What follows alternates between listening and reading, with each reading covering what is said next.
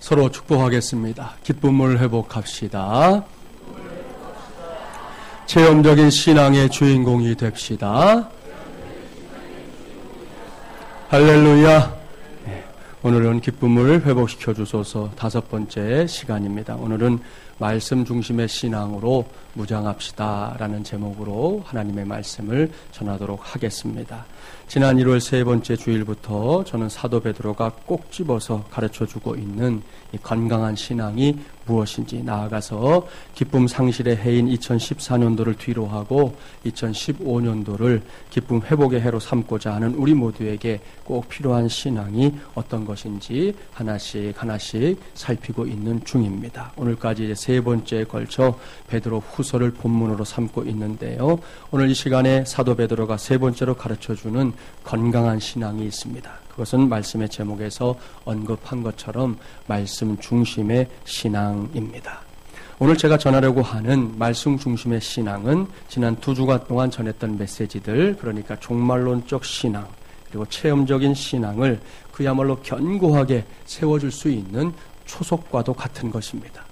왠지 아십니까? 하나님의 말씀이 없는 종말론적 신앙은 시한부 종말론과 같이 사람들을 미혹하는 파멸의 도구가 될 수 있기 때문입니다. 이것은 이장림 씨의 다미 선교회는 물론이고 오대양 사건 기억하시죠? 또 최근에 있었던 홍아무개의 거짓 전쟁 예언 등등을 통해 우리가 이미 경험한 사실들입니다. 여기서 다시금 분명하게 말씀드립니다. 성경이 말씀하는 종말론적 신앙은 그렇게 우스꽝스러운 것이 아닙니다. 괜한 두려움이나 공포에 사로잡히는 것도 아닙니다. 언젠가 다시 오실 주님을 고대하며 내게 주어지는 하루하루를 축복으로 여기며 살아가는 위대한 신앙입니다. 그 믿음으로 승리하며 살아가는 저와 여러분이 되기를 주님의 이름으로 축복합니다. 체험적인 신앙도 마찬가지예요. 저는 지난 주일에 체험적인 신앙의 중요성을, 그리고 우리 모두에게 그러한 신앙적인 체험이 중요하다고 심주어 말씀을 전했습니다. 그렇습니다. 저와 여러분에게, 모든 그리스도인들에게 체험적인 신앙은 있어도 되고 없어도 되는 것이 아닙니다. 꼭 있어야 할 만큼 중요한 거예요. 그럼에도 불구하고 하나님의 말씀이 없는 체험적인 신앙은 언제나 이단이나 혹은 사이비로 흐를 가능성이 매우 농후합니다. 지금도 우리나라뿐만 아니라 세계 곳곳에서 예수님의 이름을 빙자하여 내가 복음 혹은 지가 복음을 전하는 사람들이 적지 않습니다. 정말이지 어이가 없는 일이에요. 그렇기 때문에 종말론적 신앙과 체험적인 신앙 다음에 꼭 필요한 것이, 아니 앞에 언급했던 신앙들이 올바른 신앙이 되기 위한, 무엇보다 기쁨을 회복시키는 신앙이 되기 위한 필요 충분 조건은 다름 아닌 말씀 중심의 신앙이다. 그렇게 말씀드릴 수 있습니다. 이런 관점에서 본다면 종말론적 신앙과 체험적인 신앙 그리고 말씀 중심의 신앙은 건강한 신앙의 3대 요소다. 그렇게 말씀드릴 수도 있습니다. 이러한 사실을 전제하고 오늘은 먼저 본문 19절 말씀을 함께 봉독해 보겠습니다. 19절입니다. 또 우리에게는 더 확실한 예언이 있어 어두운 데를 비추는 등불과 같으니 날이 새어 샛별이 너희 마음에 떠오르기까지 너희가 이것을 주의하는 것이 옳으니라. 아멘. 할렐루야. 사랑하는 마중물이란 가족 여러분, 이 말씀을 잘 보십시오. 우리의 신앙이 보다 건강한 신앙이 되는 데 있어서 꼭 필요한 것이 무엇입니까? 그것은 본문의 표현대로 그대로 옮겨온다면 더 확실한 예언입니다. 좀 더 구체적으로 설명한다면 메시아에 관한 이 구약 성경의 모든 예언을 가리키는 것입니다. 우리는 알고 있습니다. 이 말씀이 기록될 당시, 베드로 후서가 기록될 당시만 해도 아직 신약 성경이 모아진 때가 아니라는 사실을 말입니다. 그렇기 때문에 결국 여기서 말씀하는 예언은 1차적으로는 구약 성경을 가리키는 것이고, 좀 더 폭을 넓혀서 이해한다면 하나님의 말씀인 성경 전체를 가리키는 것입니다. 이것을 꼭 기억해야 합니다. 그렇다면 사도 베드로가 이 메시지를 통해 말씀하고 싶어하는 것은 무엇일까요? 베드로는 지금 구약의 선지자들이 예언했던 하나님의 말씀들이 자신들이 체험하고 또 전하고 행한 것과 동일하다 하는 것을 밝히고 있는 것입니다. 어디 그뿐입니까? 지난주에 살펴봤었던 예수 그리스도의 그 변화산 사건이 구약의 선지자들이 미리 선포했었던 예언의 성취라고 진술하고 있는 것입니다. 베드로에게는 이것이 당시의 거짓 교사들을 상대하는 또 하나의 중요한 무기였습니다. 당시의 거짓 교사들은 예수님을 자꾸만 별 볼 일이 없는 존재라고 말하고 싶어 했습니다. 예수님을 메시아로 인정하려 들지 않았습니다. 기껏해야 예수님은 그저 훌륭한 랍비다, 훌륭한 선지자다, 그렇게 말하고 싶어 했던 것입니다. 오늘날에도 이스라엘에 가보면 똑같은 현상을 목격할 수 있습니다. 여러분, 유대인들이 예수님의 존재 자체를 부정하는 게 아니에요. 예수님이 역사적인 인물이었다는 거 이스라엘 사람들이 다 인정합니다. 그런데 메시아는 아니라는 거예요.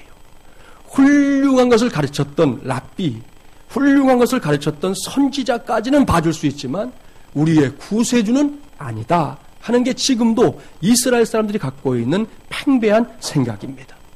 베드로는 그것이 매우 잘못된 주장이다 지적하는 거예요. 옳습니다. 예수 그리스도와 관련된 모든 역사는 결코 우연이 아닙니다.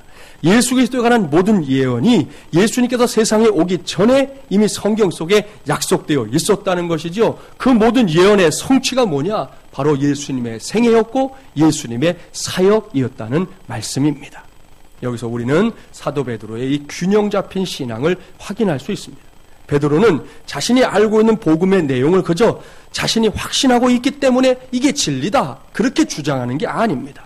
그렇습니다. 오늘날에도 자기가 갖고 있는 확신 정도를 가지고 이게 진리야 라고 인정받는다는 것이 어려운 일이에요. 또한 자신이 그것과 관련된 어떤 놀라운 일들을 체험했다고 해서 그것만으로 그것이 진리임이 증명되는 것도 아니라는 것이죠. 물론 이런 게 다 중요해요. 꼭 있어야 합니다. 그러나 이제 마지막 절차가 남아있다는 것이죠. 그러한 자기 확신은 물론이고 자신의 체험들까지 이 모든 것들이 다 하나님의 말씀으로 검증을 받아야 한다는 것입니다. 베드로는 이것을 잘 알고 있었어요. 그래서 베드로는 지금까지 자신이 펼쳤던 주장이나 체험들을 다른 것이 아니라 가장 확실한 잣대인 하나님의 말씀이라는 믿음의 거울에 비춰보고 있는 것입니다. 사랑하는 여러분, 이것이 바로 말씀 중심의 신앙입니다. 우리는 여기서 베드로에게 반드시 한 수를 배워야 합니다. 우리의 모든 생각들이나 체험들이 제대로 된 것인지 아닌지를, 그 진위 여부를 가려내는 잣대는 오직 하나님의 말씀뿐이라는 사실을 반드시 배워야 합니다. 옳습니다. 하나님의 말씀이 인정하는 것만 하나님의 뜻입니다. 겉으로 아무리 놀랍고 대단한 일이 일어난다 할지라도, 소위 말하는 기적에 속하는 일들이 눈앞에서 벌어진다 하더라도 그것이 하나님의 말씀인 성경에 위배되고 있다면 그것은 하나님의 뜻이 될 수 없다는 말씀이에요.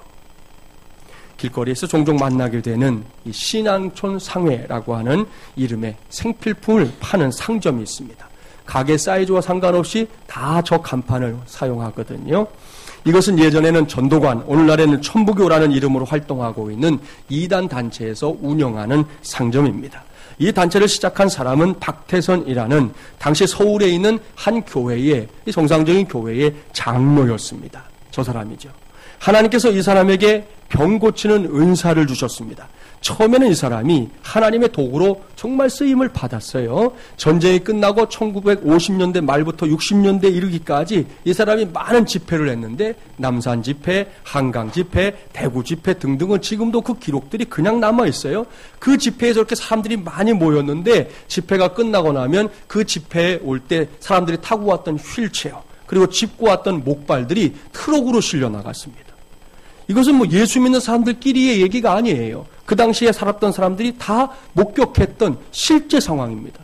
휠체어 타고 왔는데 벌떡 일어나는 거예요. 목발 짚고 왔는데 집어 던져버리는 거예요. 그래서 집회가 마치고 나면 그것을 싣고 나갔다니까요. 얼마나 놀랍고 감사한 일입니까? 그런데 이 사람이 교만에 빠집니다.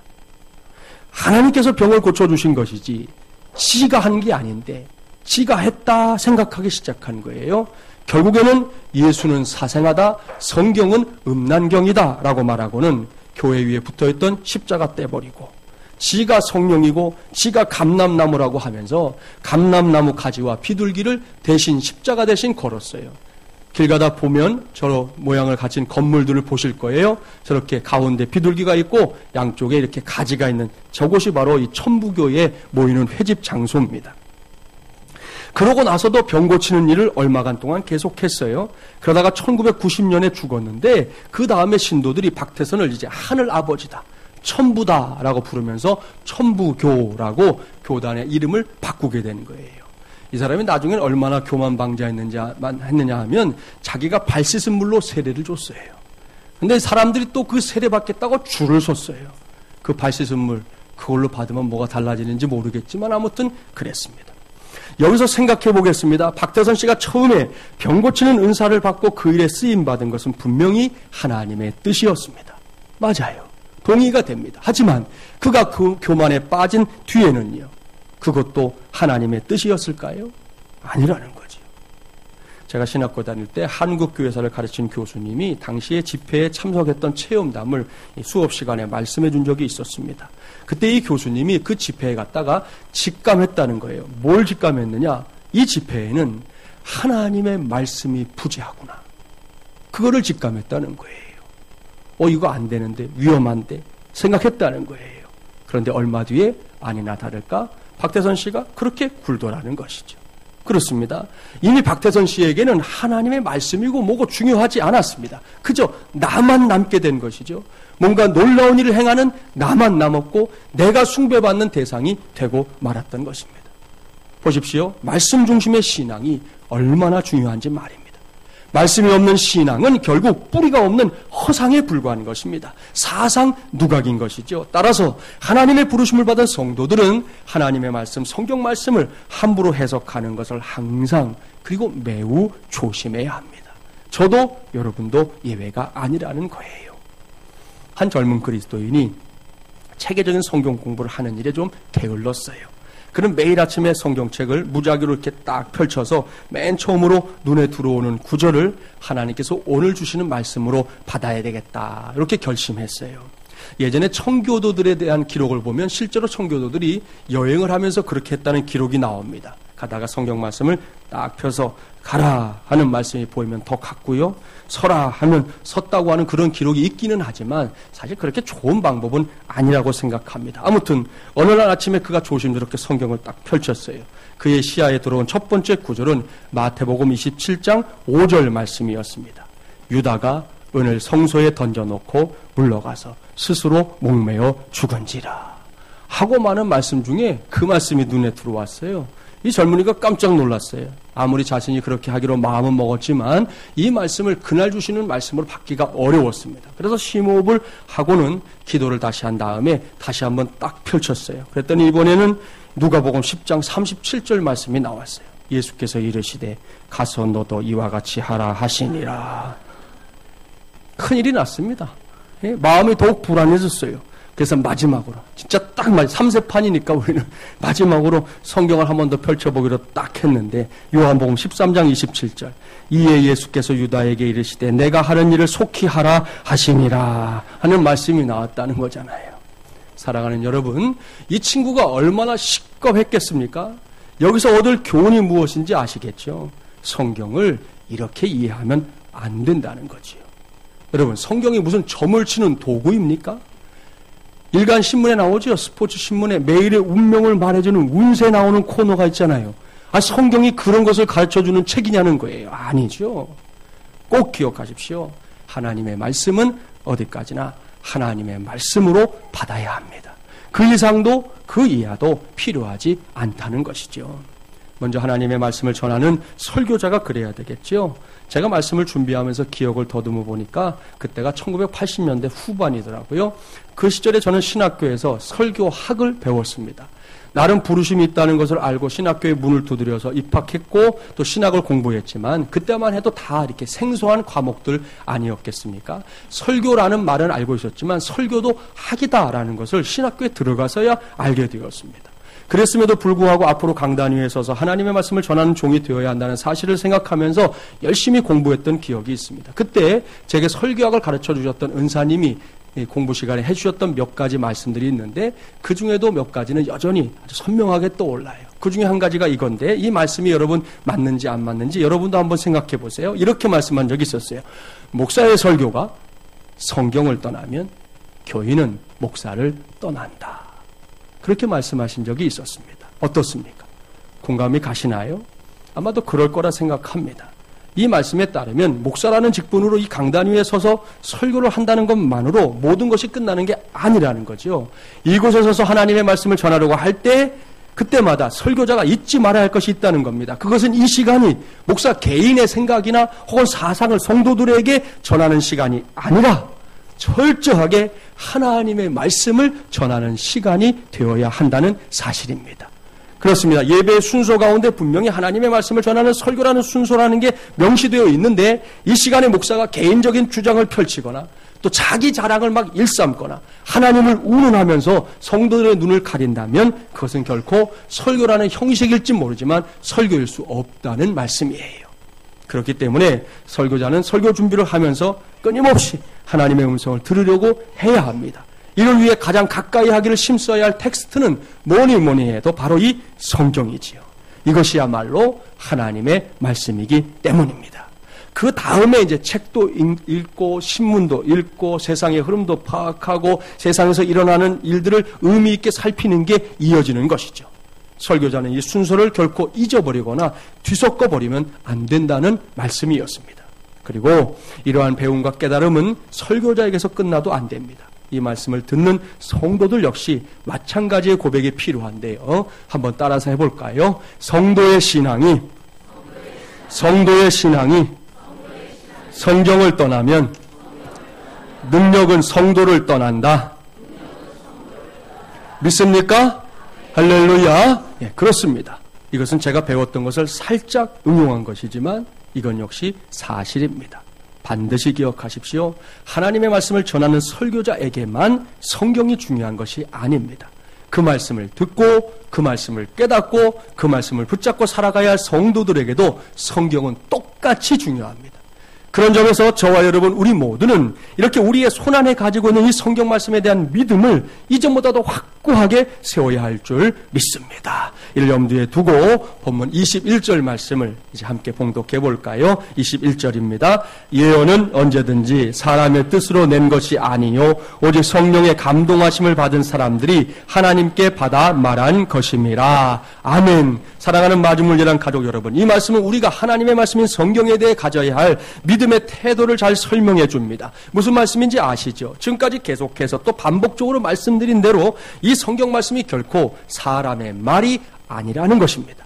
옳습니다. 분명히 이 성경이 사람들이 쓰는 언어를 사용하고 있고 그 언어가 중심이 되고 있는 책이긴 하지만 그럼에도 불구하고 이것은 그저 책이 아닙니다.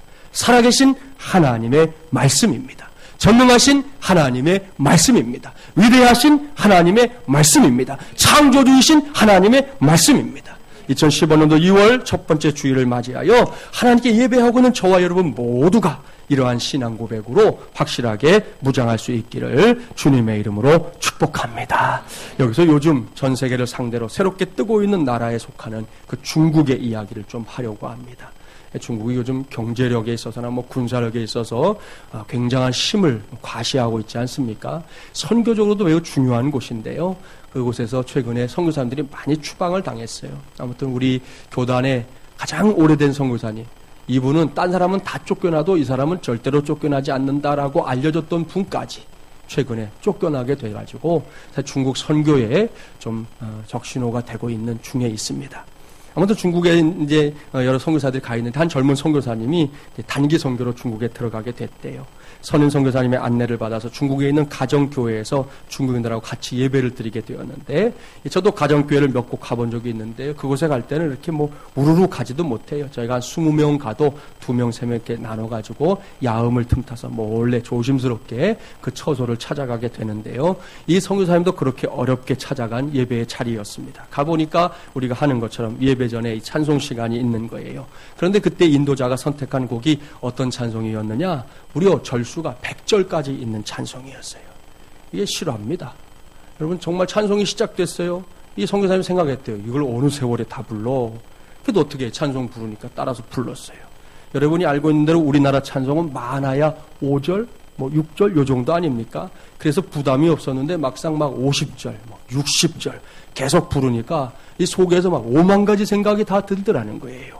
불평불만도 점점 심해졌습니다. 하지만 다른 것도 아니고 하나님을 찬양하는 거잖아요. 선교사님이 이러면 안 되지 마음을 바꾸고는 회개하는 마음으로 열심히 찬양을 불렀습니다. 어느덧 96절, 97절, 98절, 99절 드디어 은혜롭게 100절까지 잘 불렀어요. 그때 선교사님 마음속에 하나님 주의 이름이 어찌 그리 아름다운지요 라는 감탄사가 흘러나왔답니다.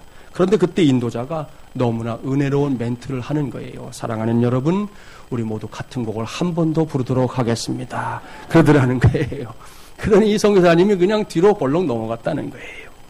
뭐 그런가 하면 오늘 목사님이 중국 북경에 가서 교인들을 방문했는데 거기도 가정교회 예배 처소였어요. 그곳에서 예배를 드릴 때 외부에서 온 사람은 절대로 설교를 못하게 돼 있습니다. 이 걸리면 그냥 추방당하고 그 처소도 완전히 그야말로 박살나거든요.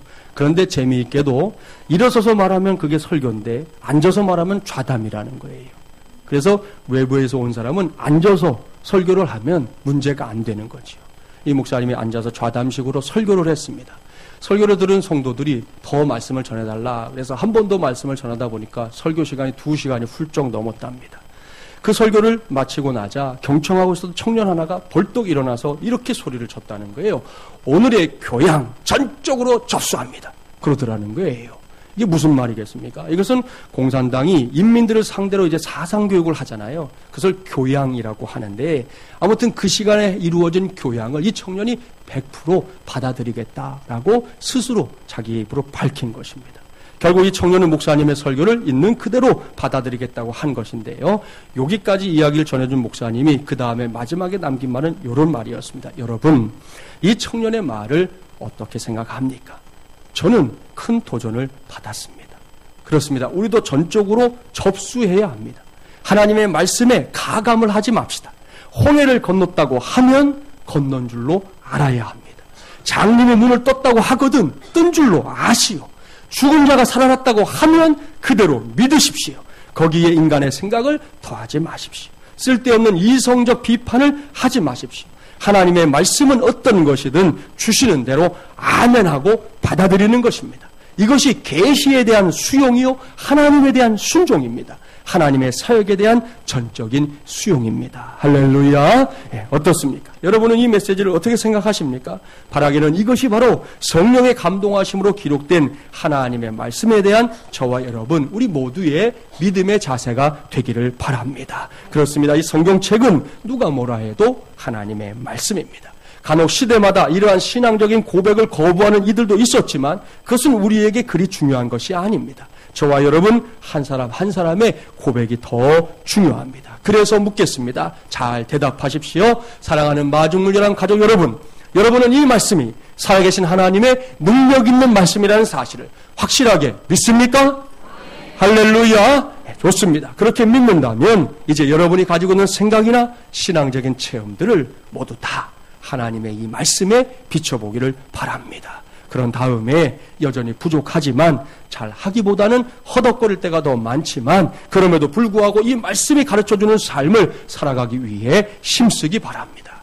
거기에 건강한 신앙이 있습니다. 거기에 성도의 행복이 있습니다. 무엇보다 거기에 성도의 기쁨이 있는 줄 믿습니다. 단 한 가지 주의사항은 있어요. 앞에서도 잠시 말씀드렸지만 본문도 그것을 우리에게 지적하고 있어요. 20절 말씀 함께 봉독합니다. 20절입니다. 먼저 알 것은 성경의 모든 예언은 사사로이 풀 것이 아니니. 이것이 하나님의 말씀을 가까이 하는 사람들이 반드시 주의해야 할 사항입니다. 성경 말씀을 개인적인 견해만을 가지고 함부로 해석해서는 안 된다는 말씀이지요. 간혹 신학적인 구체적인 지식도 없는데 자기 혼자 어떤 상황을 가상해 놓고 하나님의 말씀을 해석하려고 드는 사람들이 있습니다. 그런가 하면 역사적인 근거도 없는 것을 가지고 이러쿵 저러쿵 말하는 사람들도 있습니다. 심지어 성경으로 세상의 일을 풀어야 하는데 세상의 일들을 가지고 성경에 적용하려고 드는 사람들도 있습니다. 이러한 속삭임에 넘어가면 안 됩니다. 사도 베드로가 시퍼렇게 눈을 뜨고 있었던 당시에도 이런 사람들이 있었으니 오늘날에는 어떻겠습니까? 이 시간에 실제 사례를 하나 보여드릴게요. 최근 몇 년 동안 그 세력을 크게 확장한 안상홍 증인회 하나님의 교회라고 하는 이단이 있습니다. 얼마 전에 신문 보셨나요? 우리가 잘 아는 탤런트 이순재 씨가 하나님의 교회에서 설립한 국제위러브운동본부의 후원 회장직을 무려 13년 동안이나 역임했다는 거예요. 이 보도 후에 이순재 씨는 바로 회장직을 사임했는데요. 본인은 그런 사실을 몰랐다. 그렇게 이제 밝히긴 했어요. 아무튼 이 이단은 우리나라에서 문제를 일으키는 것도 모자라서 저 멀리 페루까지 가서 지금 세력을 확산하고 있는데요. 제가 보여드릴 동영상은 페루의 공영방송에서 아예 작정을 하고 하나님의 교회를 소개하고 있는 내용입니다. 현재 페루에 하나님의 교회가 얼마나 있을까요? 몇 개나 있을 것 같으세요? 이미 2012년도에 100개가 넘어섰습니다. 얼마나 많은 교회가 지금 그곳에서 활동을 하고 있는지 모르는데요. 한숨이 저절로 나옵니다. 그러한 현실을 감안하면서 잠깐 동영상을 보도록 하겠습니다.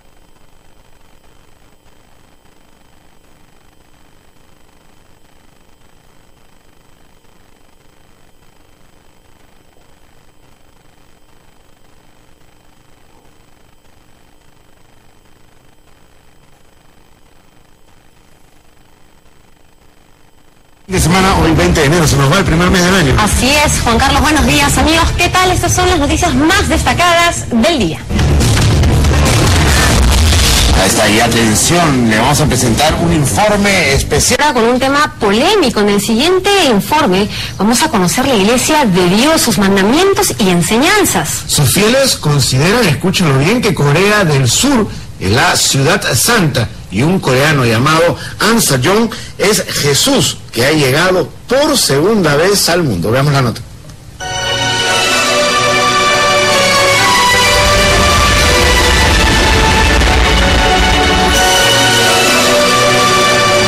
하나님께서 주신 말씀, 오늘은 그리스도가 보배 중에 보배다 하는 그 말씀으로 오늘도 함께 상대하고 은혜 받는 시일이 되겠습니다. Este es su mensaje celestial de una coreana ataviada en un velo, según creen, ungida en gracia divina. Según la Iglesia de Dios, la mujer que ve usted en pantallas es Dios Madre. Así es, la esposa del Todopoderoso que llegó a la tierra en carne y hueso y hoy vive en Corea del Sur, sostienen los seguidores de esto. Ella es Dios Madre que ya habita entre nosotros en la tierra. Para la Iglesia de Dios, Jesús ya hizo su segunda venida a la tierra en 1948 y su rostro es este. Así como lo oye, Cristo llegó encarnado en el cuerpo de este coreano. Para ellos, todo esto en un paraíso llamado Corea. Él es señor An Sa-yong, Jesús en su segunda venida. En Corea del Sur muchos lloran de emoción al abrazar al Dios convertido en mujer, a quien según la Iglesia conoce como Dios Madre.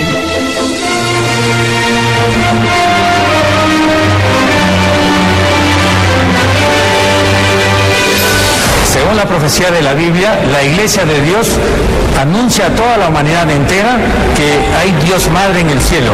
Ella es Dios Madre que ya habita entre nosotros en la tierra. El propósito de su venida es darnos la vida eterna. Para muchos seguro les resulte sorprendente escuchar la existencia no solo de uno, sino de dos dioses, un hombre y una mujer.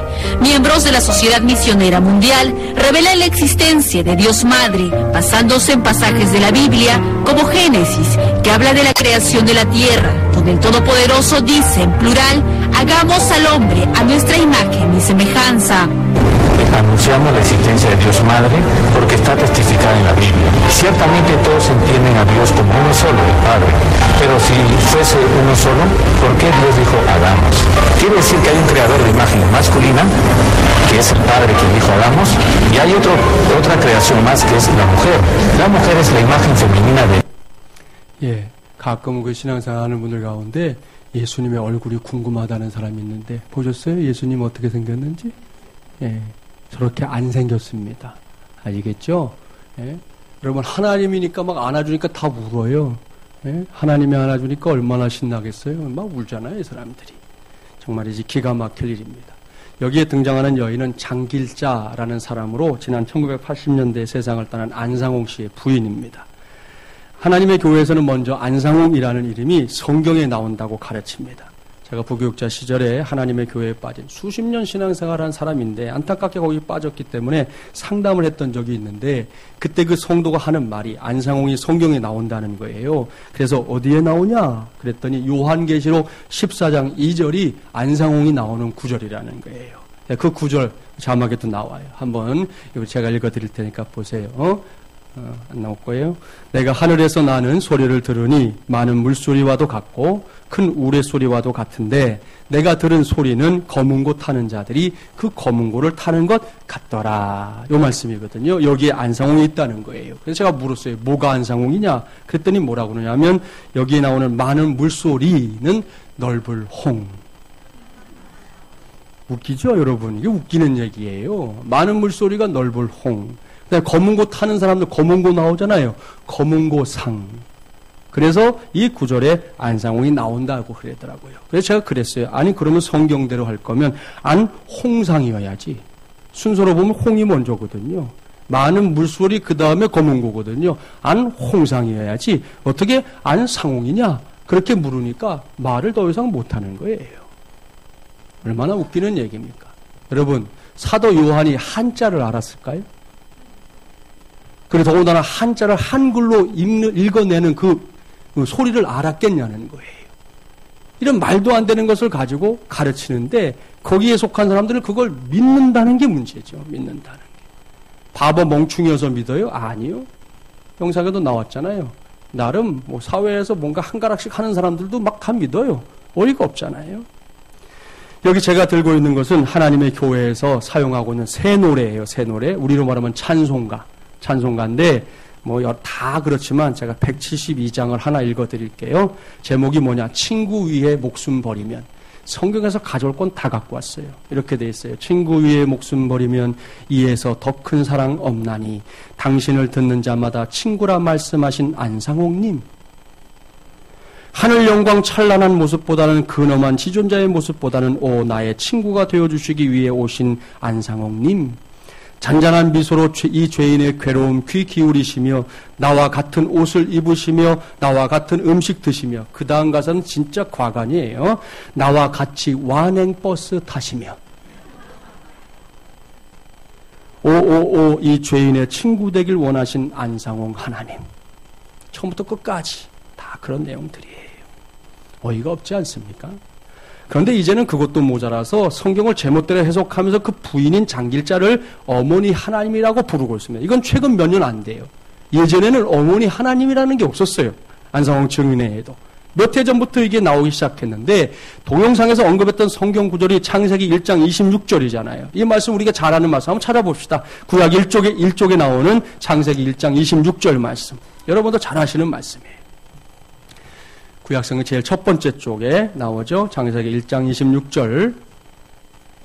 자, 말씀 한 절을 함께 봉독해 보겠습니다. 봉독해 볼까요? 하나님이 이르시되 우리의 형상을 따라 우리의 모양대로 우리가 사람을 만들고 그들로 바다의 물고기와 하늘의 새와 가축과 온 땅과 땅에 기는 모든 것을 다스리게 하자 하시고 아멘. 자, 여기에 분명히 우리라는 복수의 표현이 등장합니다. 여기까지는 틀리지 않아요. 맞아요. 그런데 지난 2000년의 기독교 역사 속에서 이 말씀을 남자 하나님, 여자 하나님으로 해석한 경우는 단 한 번도 없습니다. 2000년의 역사 동안 누구도 이 말씀을 남자와 여자로 해석한 적이 없어요. 수요 성경 공부 오신 성도들에게는 이미 이 말씀을 설명했었는데요. 여기에 기록된 우리라는 표현은 성부, 성자, 성령 삼위일체 하나님을 가리킨다라는 것이 지난 2000년 동안 교회가 갖고 있었던 성경에 대한 해석입니다. 모든 시대마다 초창기 사도들부터 시작해서 오늘에 이르기까지 모든 사람들, 정상적인 신앙을 가진 사람들이 해석하는 우리는 삼위일체 하나님이라는 것이죠. 이것이 바른 성경의 해석입니다. 그런데 그것을 아버지 하나님, 어머니 하나님이라고 해석하고 있는 거예요. 그렇게 아무 말이나 다 갖다 붙인다고 해서 그것이 성경 해석이 될 수 없다는 거 꼭 기억하기 바랍니다. 사랑하는 마중물이란 가족 여러분, 이러한 예를 보더라도 신앙생활을 제대로 잘하기 위한 가장 좋은 방법은 하나님의 말씀을 중심으로 신앙생활 하는 것입니다. 종종 신앙에 대해 말할 때 좋은 믿음을 가리켜 무조건 믿는 것 혹은 덮어놓고 믿는 것이라고 하는 경우가 있는데요. 때로 그런 믿음이 필요하다는 거 인정합니다. 믿음의 세계가 몽땅 다 과학적으로 산술적으로 이해가 되거나 받아들여지지 않기도 하기 때문입니다. 분명히 우리의 상식으로는 다 이해할 수 없는 일들이 믿음의 세계에서 벌어지기도 합니다. 그럼에도 불구하고 제가 금요 333 기도회에 참석했던 성도들에게 신신당부했던 것이 있습니다. 다른 것은 몰라도 하나님의 말씀인 이 성경만큼은 덮어놓고 믿으면 안 된다고 말씀드렸어요. 무슨 말인지 아시죠? 믿음의 세계에서는 분명히 하나님을 믿기에 덮어놓고 믿는 부분이 있습니다. 100% 인정합니다. 하지만 성경 말씀은 덮어놓고 믿으면 안 된다는 거예요. 한국교회 안에 그런 성도들이 의외로 많기 때문에 하나님의 교회처럼 저렇게 엉터리를 가르치는데도 이게 엉터리인지 아닌지 분별하지 못하고 거기에 빠져버리는 것입니다. 다시금 말씀드립니다. 성경은 덮어놓고 믿는 게 아니에요. 펴놓고 믿어야지. 펴놓고 믿어야 돼요. 오늘 이후 꼭 성경을 펴놓고 신앙생활하는 우리 마중물려란 가족들이 되기를 바랍니다. 지난 1980년대와 90년대를 지나면서 한국교회 안에서는 성경 공부에 열풍이 불었었습니다. 그 열풍을 힘입어 교회들이 성장했다고 해도 과언은 아닙니다. 그러나 현재는 어떻습니까? 그 열풍이 온데간데 없습니다. 그로 인해 크게 두 부류의 현상이 일어나고 있어요. 신앙생활에 연륜이 깊은 사람들은 마치 더 이상 배울 것이 없다는 식의 사고방식을 갖고 있습니다. 이런 거죠. 나 정도면 됐지. 그동안 내가 받은 훈련이 얼만큼인데, 내가 성경 공부를 그동안 얼마나 많이 했는데 라는 생각이 있는 겁니다. 그런가 하면 신앙생활에 연륜이 짧은 사람들은 뭔가를 배운다는 것을 귀찮게 여깁니다. 바쁘고 분주한 세상인데 그렇게까지 어떻게 해? 어떻게 시간을 내? 그런 생각을 하는 것이죠. 이렇게 두 가지의 극단적인 생각들이 교회 안에 팽배해진 결과 한국교회 성도들은 진리를 믿고 있기는 하지만 그 진리에 대한 열렬한 확신이 부족한 상황에 놓이게 되었습니다. 반면에 이단과 사이비들은 거짓임에도 불구하고 자기들의 교리를 가르치기 위해 얼마나 열심인지 모릅니다. 일주일 내내 불철주야 가르칩니다. 동영상을 통해서도 보셨지만 이제는 그 열심이요 유행가 가사처럼 그야말로 태평양을 건너 대서양을 건너 인도양을 건너가고 있는 형편이에요. 이 두 입장을 놓고 생각해 보십시오. 한쪽은 진리지만 확신이 부족합니다. 다른 한쪽은 거짓인데 확신으로 충만합니다. 어느 쪽이 이길까요? 죄송하지만 현재까지의 스코어를 보면 확신으로 충만한 이 거짓이 이기고 있습니다. 진리가 이기지 못해요. 확신이 없는 진리는 확신을 가진 거짓을 이기지 못한다는 것입니다. 이쪽 사람들이 자꾸만 헷갈리거든요. 이건가? 저건가? 아니면 나 몰라 해버리거나 에이 모르겠다 하고 또 아예 또 빠져버리는 사람들도 있고 말이죠. 사랑하는 여러분, 더 이상 이래서는 안 됩니다. 여기서 멈추지 않고 계속해서 이렇게 했다가는 기쁨 상실 정도가 아니에요. 아예 망하는 길에 이르게 될 것입니다. 간혹 말씀드렸지만 제가 다른 교회는 모르겠습니다. 적어도 우리 마중물려란 가족들 가운데에는 이런 사람이 단 한 사람도 없게 되기를 바랍니다. 그러려면 다른 왕도가 없다는 거예요. 반드시 하나님의 말씀 위에 서야 합니다. 이 말씀 중심의 신앙으로 내 자신을, 우리 교회를 철저하게 무장시켜야 합니다. 평소에 성경 열심히 읽으십시오. 말씀드렸잖아요. 덮어놓고 믿지 마시라고요. 제발 성경은 펼쳐놓고 신앙생활 하십시오. 성경 필사에도 도전해 보십시오. 예배할 때마다 하나님의 말씀에 귀를 쫑긋 세우십시오. 주간 성경 공부 열심히 하고, 쉽진 않겠지만 수요 성경 공부 시간 가능하면 참석하십시오. 그래야 할 때 거짓에 미혹되는 일이 없을 겁니다. 그뿐이 아닙니다. 이 말씀에 기록된 하나님의 은혜를 나의 것으로, 우리의 것으로, 교회의 것으로 누리게 될 것입니다. 나아가서 저와 여러분 안에서는 잃어버렸던 기쁨이 회복되는 크신 은혜의 사건들까지 이어지게 될 줄 믿습니다. 이를 위해 다시금 당부합니다. 이 말씀은 장식용 아닙니다. 이 말씀은 저와 여러분의 인생을 하나님의 뜻에 따라 인도해 나가는 내비게이션입니다. 시편 119편 105절 말씀 너무나 잘 알잖아요. 주의 말씀은 내 발의 등이요 내 길의 빛이니이다. 할렐루야. 이를 명심하고 당장 하나님의 말씀으로 무장하십시오. 이 말씀이 나를 이끌게 하십시오. 진리가 우리를 자유하게 할 것입니다. 우리에게 기쁨이 회복되는 역사들이 일어날 것입니다.